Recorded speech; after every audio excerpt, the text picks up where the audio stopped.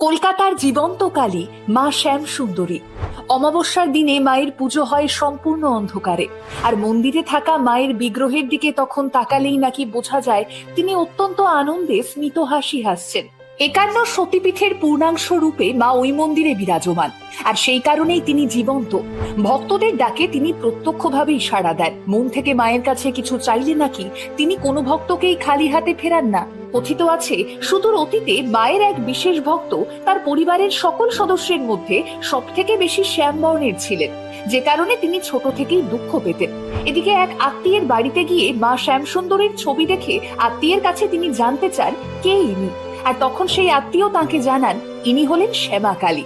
তখন ওই ভক্ত অনুভব করেছিলেন যে তাকেও তো সবাই তার গায়ের রঙের জন্য শ্যামা বলেই ডাকেন, আর তখনই শ্যাম সুন্দরীকে নিজের প্রিয়জন বলেই মনে করতে থাকেন তিনি। আর তখন থেকেই মায়ের নাম হয়